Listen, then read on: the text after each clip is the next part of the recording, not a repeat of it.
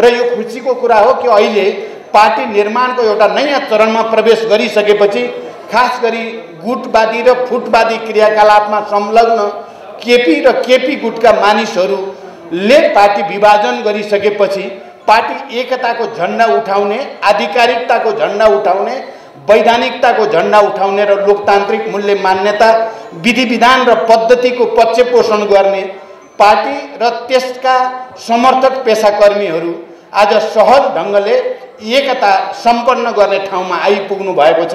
मलाई लाग्छ यसले एउटा ठुलो सन्देश देशभरि प्रवाहित भएको छ र त्यो सन्देश, किनकि पेशाकर्मीहरूको सङ्गठनको सिधा सम्बन्ध पेशाकर्मीको हक हितसँग मात्रै नभएर देशमा सुशासन कायम गर्ने, पारदर्शिता कायम गर्ने, एउटा विशिष्ट चरित्र विकास गर्ने उद्देश्यसँग यो जोडिएको छ। र तपाईँ पेशाकर्मीहरू, म अहिले त्यहाँ बस्दै गर्दा विश्वनाथजीसँग मैले थोरै कुरा मञ्चमा बसेर गर्दा कति केन्द्रीय कमिटीको कत्रो सङ्ख्या हामीतिर रह्यो, पार्टी अहिलेको नेपाल कम्युनिस्ट पार्टी नेकपातिर रह्यो, कति केपीहरूको गुटतिर गयो भन्दा नगन्ने सङ्ख्या मात्रै उता लागेको र अत्यधिक ठुलो सङ्ख्या अत्यधिकै यता रहेको भएर जो सुनाउनु भयो र तपाईहरुको यो हलमा देखिएको उत्साहजनक उपस्थिति, तपाईहरुको धैर्यता र दृढता हेर्दाखेरि मैले के देख्छु भने आउने दिनमा बन्ने सरकार, किनकि छिटै एउटा नयाँ सरकार बन्दैछ, त्यो सरकारको प्रभावकारिताको निम्ति तपाई पेशाकर्मीहरुबाट ठूलो योगदान पुग्ने विश्वास मैले लिएको छु र त्यस अर्थमा पनि म तपाईहरुलाई बधाई भन्न चाहन्छु। किनकि यसले निकै राम्रो संकेत, शुभ संकेत गरेको छ। एउटा वैचारिक निष्ठाको आधारमा, सिद्धान्तको आधारमा, लोकतान्त्रिक मूल्य मान्यताको आधारमा, सुशासन र पारदर्शिता सहित जनतालाई सेवा दिने कुरामा हामी सफल हुन सक्छौं। हामीसँग जो जनशक्ति अहिले प्राप्त छ त्यो जनशक्ति निकै उत्साहवर्धक रूपमा संगठित छ। संगठित मात्रै होइन, त्यो आन्दोलित पनि छ भनेर देख्न पाउँदा मलाई गर्वको महसुस भएको छ। यस अर्थमा पनि म तपाईहरुलाई बधाई भन्न चाहन्छु र नयाँ नेतृत्वले समयमै राष्ट्रिय महाधिवेशन गरेर एउटा नयाँ नीति, सिद्धान्त र प्रतिबद्धता सहित, नयाँ संरचना सहित हामीले जे भनेका छौं समाजवाद उन्मुख जनताको जनवाद हुँदै समाजवादको रणनीतिक लक्ष्य हासिल गर्ने, हामीले निजी, सार्वजनिक र सहकारी क्षेत्रको समन्वयको माध्यमबाट नेपाल राष्ट्रलाई र नेपाली जनतालाई समृद्धिको दिशातिर लैजाने जे परिकल्पना हामीले गरेका हौं, त्यो परिकल्पना साकार पार्नको निम्ति तपाईहरुको योगदान, तपाईहरुको क्षमता, तपाईहरुको अनुभव धेरै ठूलो योगदानको आधार बन्छ भन्ने मैले विश्वास लिएको छु। म अहिले धेरै लामो भन्न पर्ने र भन्न सक्ने स्थितिमा रहिन। कमरेडले यो बुझिसक्नु भएको छ। हामीले निकै ठूलो लक्ष्य लिएर, निकै धेरै सपना बोकेर यो देशमा अब राजनीतिक स्थायित्व चाहिन्छ, यो देशमा अब आर्थिक विकास र समृद्धिको यात्रा चाहिन्छ, यो देशमा सामाजिक न्याय सहित समाजवादको आधार निर्माणको एउटा महान ऐतिहासिक प्रक्रिया आवश्यक छ भन्ने महसुस गरेर नै हामीले त्यसका निम्ति दुईटा फरक फरक धारको पृष्ठभूमिबाट आएका ठूला कम्युनिस्ट धारहरूलाई एकताबद्ध गरेर मात्रै राजनीतिक स्थायित्वको सुनिश्चितता गर्न सकिन्छ। आर्थिक विकास, सामाजिक न्याय, नेपालका मजदुर किसानदेखि सबै उत्पीडित वर्ग, जाति, क्षेत्र, लिङ्ग, समुदाय सबैको निम्ति आर्थिक समृद्धिको एउटा नयाँ युगतिर, सबैलाई समानता र आत्मसम्मानको एउटा नयाँ युगतिर डोर्याउन सकिन्छ, डोर्याउन पर्छ भन्ने मान्यता अनुसार नै हामीले पार्टी एकता र वाम गठबन्धन र पार्टी एकताको प्रस्ताव राखेका थियौं। कमरेडहरू र मित्रहरू, तपाईहरुलाई सम्झना छ, तपाईहरु यसमा प्रष्टै हुनुहुन्छ भन्ने मैले विश्वास गर्दछु। त्यो सपना देखेर मैले तत्कालीन एउटा पार्टीको एउटा धाराको नेताको हैसियतले, एउटा धाराको अध्यक्षको हैसियतले मैले अर्को पार्टीको अध्यक्षसँग वाम गठबन्धनको प्रस्ताव लिएर गएँ। पार्टी एकताको संकल्प गरौं, निर्वाचनको लगत्तै पछि पार्टी एकता गरौं। त्यसो भयो भने नेपालका श्रमजीवी र उत्पीडित जनसमुदायहरू, सबै वर्ग, तह, तबकाका नेपाली जनताहरू नेपाल राष्ट्रको स्वाधीनता र नेपालको भौगोलिक अखण्डतालाई माया गर्ने सम्पूर्ण देशभक्त नेपालीहरूमा एउटा खुसीको सञ्चार हुनेछ, एउटा नयाँ आत्मविश्वास पैदा हुनेछ भनेर प्रस्ताव राखेको थिएँ। र साँच्चै नै जे सपना देखिएको थियो नेपाली जनताले, नेपालको कम्युनिस्ट आन्दोलनमा सक्रिय हजारौं र लाखौं नेता कार्यकर्ताहरूले यसलाई अनुमोदन गर्यो, समर्थन गर्यो ऊर्जाको साथ। यो सपना ठीक छ, यो नेपाल राष्ट्रको हितमा छ, नेपाली श्रमजीवी जनताको हितमा छ भनेर निर्वाचनमा अत्यधिक बहुमतले हाम्रो प्रस्तावलाई अनुमोदन गर्यो। हामी सबैलाई थाहा भएकै कुरा हो।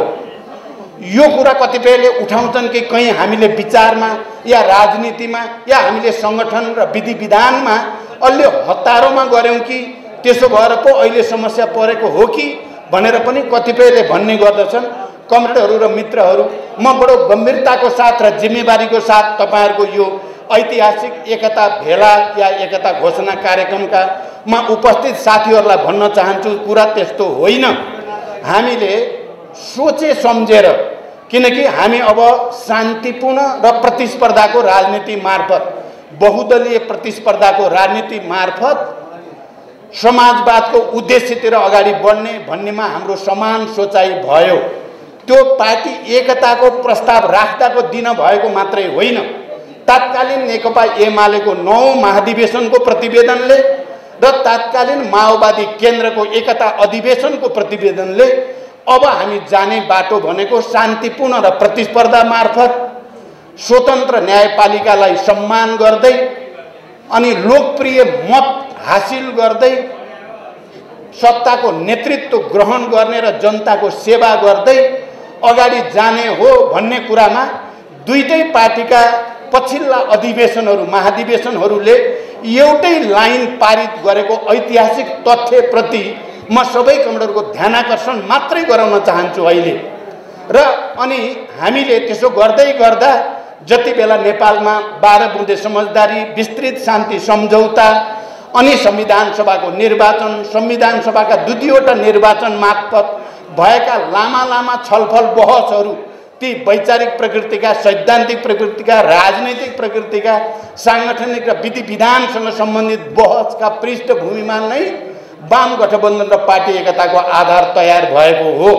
यो रातारात भएको हो कि 2-4 दिनमै हतारमा भएको हो कि भनेर बुझियो भने त्यो ऐतिहासिक तथ्यसँग मेल खाँदैन, त्यो ऐतिहासिक सच्चाइसँग मेल खाँदैन। म कमरेडलाई यो कुरा भन्न चाहन्छु। त्यसकारण हामीले पार्टी एकता गर्दा जो राजनीतिक प्रतिवेदन पारित गरेका छौँ, हामीले बडो प्रष्टसँग दार्शनिक मान्यताको रूपमा मार्क्सवाद लेनिनवादलाई हाम्रो चाहिँ सैद्धान्तिक पथप्रदर्शकको रूपमा सर्वसम्मतले स्वीकार गरिएको छ। अघि नै यहाँ माधवजीले भन्नुभयो, तत्कालीन एमालेको जनताको बहुदलीय जनवाद र मदन भण्डारीको योगदान बारे, तत्कालीन माओवादी आन्दोलनको 21औं शताब्दीमा जनवाद र त्यसमा प्रचण्डको नेतृत्वको भूमिका बारे राजनीतिक प्रतिवेदनमा प्रष्टसँग भनिएको छ। र ती दुवैलाई समायोजित गरेर र विकसित गरेर समाजवाद उन्मुख जनताको जनवाद भन्नेमा सर्वसम्मत रूपले निर्णय गरिएको छ।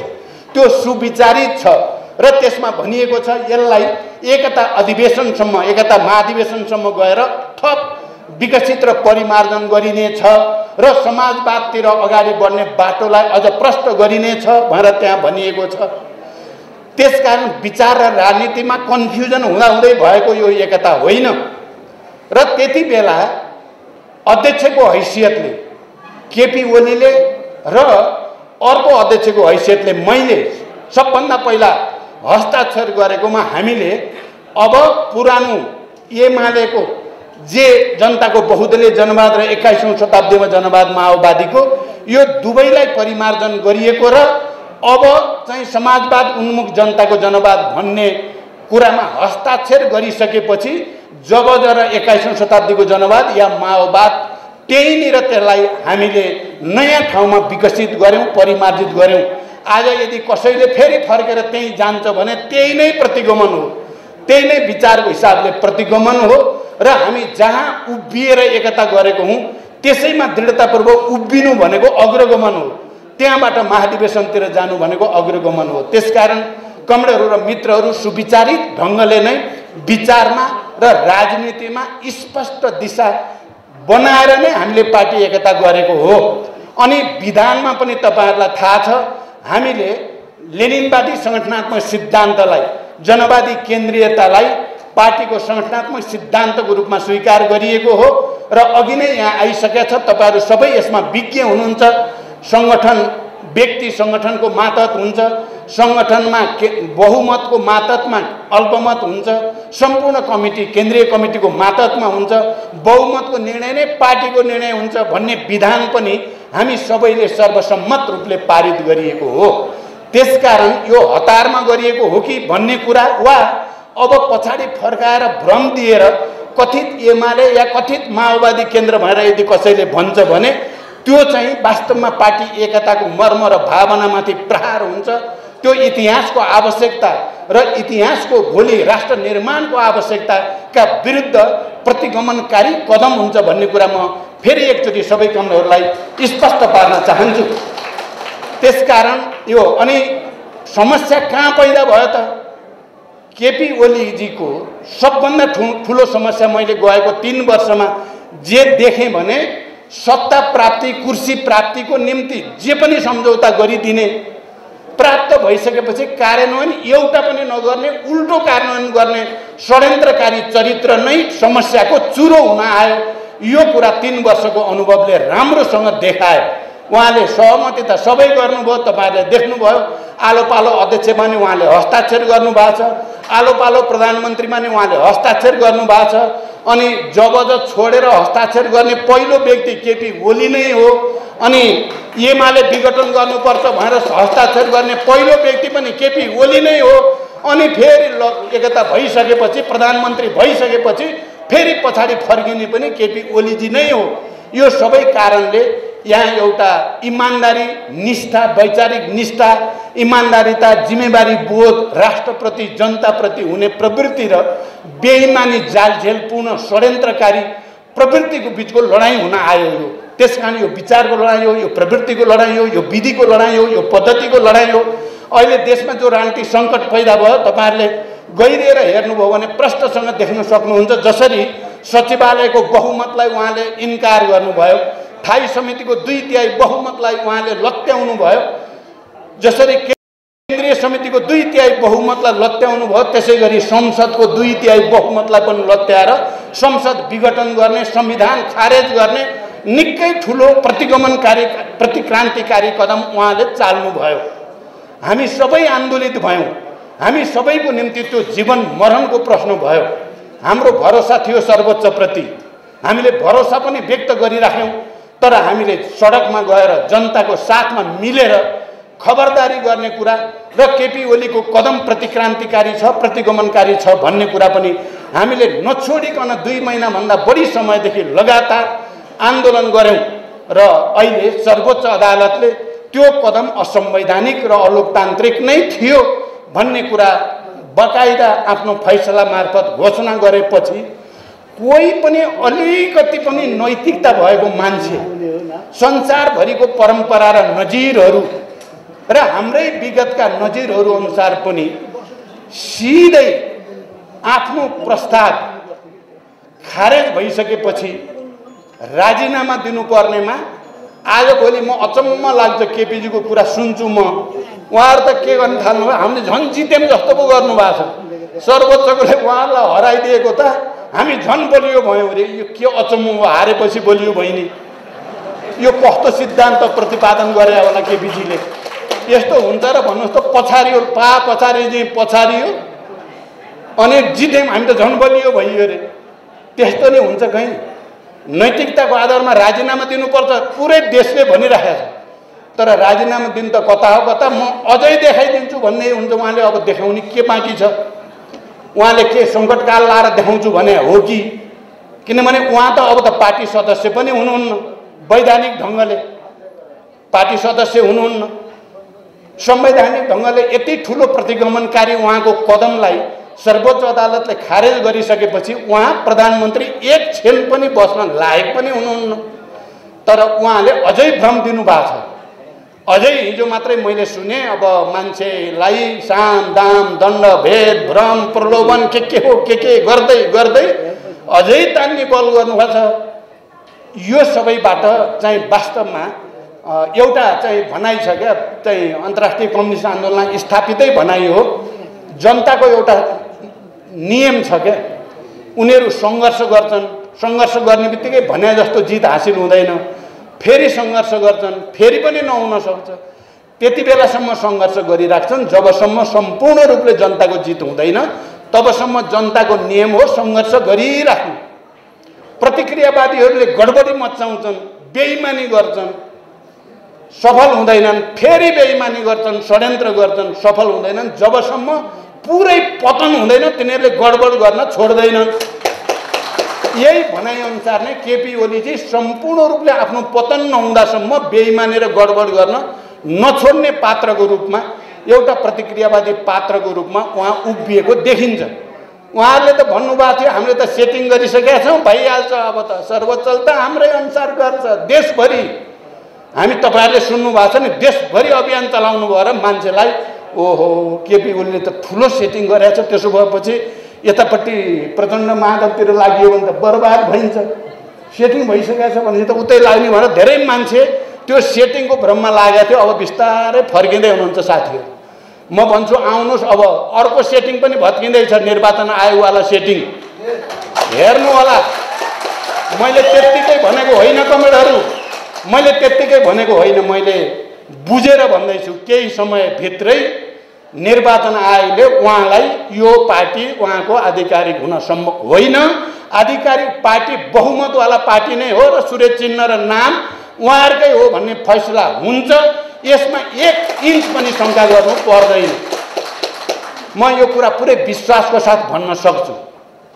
तपाईँहरू यसमा कहीँ कतै दुविधामा पर्न जरुरी छैन। र सूर्य उतै हुन्छ भन्ठानेर उतै लाग्नु भएको छ साथीहरू। केही भ्रममा भने छिटै बिउजिनुहोस्। तपाईँहरू निन्द्रामा पर्नु भएको छ, लट्ठ्याइएको छ, तपाईँहरूलाई लट्ठ्याइएको छ, के पिलाइदिएको हो, के पिलाइदिएको। छिटै तपाईँ निन्द्राबाट बिउजिनुहोस्, निन्द्राबाट बिउजिनुहोस् र आउनुहोस्। र मूलधार, मूल पार्टी, आधिकारिक पार्टी, वैधानिक पार्टी यही हो। यही हुन्छ। कसैले यसलाई यताउता गर्न सक्ने सम्भावना नै छैन। मैले भनेको थिएँ सर्वोच्चले फैसला जनताको पक्षमा संविधान अनुसार नै गर्छ, अर्को हुनै सक्दैन भनेर मैले तपाईँहरूले सुन्नुभएको छ। मैले सार्वजनिक मञ्चहरूबाट भन्ने गर्थेँ। मैले कुनै सेटिङ गरेर भने त होइन। मैले संविधान, लोकतान्त्रिक मूल्य, मान्यता र जनभावनालाई बुझेर भनेको कुरा थियो र त्यही भयो। अहिले पनि संविधान आयोगसँगका पटक पटकका हाम्रा छलफलहरू, जनभावना र दल सम्बन्धी ऐनको व्यवस्था अनुसार म भन्छु पार्टीको मान्यता हामीले पाइ नै सक्यौँ, सूर्य हामीले पाइ नै सक्यौँ। अब खालि घोषणा हुन मात्र बाँकी हो भन्ने मलाई लाग्छ। त्यसकारण कोही दुविधामा पर्न जरुरी छैन। उहाँले अब तल परे पनि कहीँ माथि परे पनि कहीँ भन्ने छ नि हाम्रो नेपाली उखान। केपीजी त्यस्तो रहेछ क्या, तल परे पनि मै माथि छु जस्तो, नाङ्गै भइसक्यो, कपडा लगाएको छु भन्नुभएको छ, हिँड्नु भएको छ। अब के भन्ने? मैले त त्यही दिन उहाँलाई, मैले त्यो सर्वोच्चको फैसला हुने दिन नै भनेको थिएँ, तपाईँ अझै पनि तपाईँ तुरुन्तै आज रातभरिमा राजीनामा दिनुभयो भने तपाईँलाई नेपाली जनताले फेरि ठिकै जे भए पनि दिनभरि जे गरे भने बेलुका त ठिकै आयो भन्ठान्छन्, नेपाली जनताले फेरि छुट दिन्छन् भनेको थिएँ मैले। तर मैले भनेपछि त उहाँले उल्टो गरिहाल्नुहुन्छ। यो बडो विचित्र। उहाँको एकमात्र मिसन हामीलाई सिद्ध्याउने मात्रै भएको देखाउनुहुन्छ। उहाँले किन त्यसो गर्नुहुन्छ? त्यसकारण कमरेडहरू, यसमा हामी दुविधामा पर्न जरुरी छैन। अब हाम्रो देशमा अहिले नैतिकताको खडेरी परेको देखियो। यत्रो संविधानमाथि घात भयो, संसद विघटन भयो, असंवैधानिक भनेर देशव्यापी आन्दोलन भयो, सर्वोच्चले फैसला गर्यो। नैतिकताको आधारमा एक रौँ पनि आफ्नो तर्फबाट केही पनि प्रदर्शन गर्नु नपर्ने, अझ उल्टै चाहिँ धम्की, अझ उल्टै अहङ्कार प्रदर्शन गर्नुले पुरै ध्वस्त नभएसम्म केपीजीको बुद्धि पलाउने देखिएन। त्यसकारण तपाईँ हामी एकताबद्ध भएर मैले देख्छु कि केही समयभित्रै राजनीतिक दलहरू र संसद जो अधिवेशन हुँदैछ त्यसबाट एउटा नयाँ प्रक्रियाको सुरुवात हुनेछ, एउटा नयाँ सरकार गठनको प्रक्रियाको सुरुवात हुनेछ। यो प्रवृत्तिलाई अन्तिम रूपमा विदाई गर्ने चाहिँ प्रक्रिया सुरु हुनेछ। यस्तो बेलामा तपाईहरुको यो एकता घोषणा कार्यक्रम भएको छ। निकै भव्यताको साथ, निकै ठुलो उत्साहको साथ, निकै ठुलो धैर्यता र अनुशासनको साथ राष्ट्रप्रति, विचारप्रति, सिद्धान्तप्रति र जनताप्रति एउटा गहिरो निष्ठा र जिम्मेवारी बोधको साथ यो एकता भएको मैले महसुस गरेको छु। तपाईहरुको काँधमा निकै ठुलो जिम्मेवारी छ। साँच्चै नेपाली जनतामा अलिकति फ्रस्ट्रेसन जस्तो पनि देखा पर्छ। अब के हो अब कम्युनिस्टको एकता भएपछि त धेरै राम्रा दिन आउलान्, धेरै विकास समृद्धि होला, धेरै न्याय पाइएला, आत्मसम्मान होला भन्ने ठानेका जनताहरुमा के हो अब यो पनि भएन भने जस्तो परेको छ। हामीले आफ्नो आत्मसमीक्षा गर्दै जनताको त्यो भावनालाई सम्मान गर्दै छोटै समयमा जनतालाई होइन कम्युनिस्टहरुको नेतृत्वमा साँच्चै हामीले देखेको सपना पूरा हुँदैछन् भनेर साबित गर्नु छ। छोटै अवधिमा हामीले त्यो प्रमाणित गर्नु छ। मलाई विश्वास छ तपाई हामी एकताबद्ध भएर दृढताको साथ अगाडि बढ्दा जनताको त्यो भावनालाई, जनताको त्यो आस्थालाई अझ माथि उठाउन र एउटा नयाँ विश्वासमा परिणत गर्न, नयाँ ऊर्जा र शक्तिमा परिणत गर्न सम्भव छ भन्ने विश्वास व्यक्त गर्दै र तपाईहरुको यो एकता घोषणा कार्यक्रमलाई फेरि एकचोटि भव्य सफलताको निम्ति शुभकामना दिँदै नवनिर्वाचित कमिटीलाई फेरि बधाई र शुभकामना भन्दै तपाईहरु सबै पनि आफ्नो ठाउँमा दृढताको साथ अगाडि बढ्न अपिल गर्दै म मेरो भनाइ टुङ्ग्याउँछु। धन्यवाद।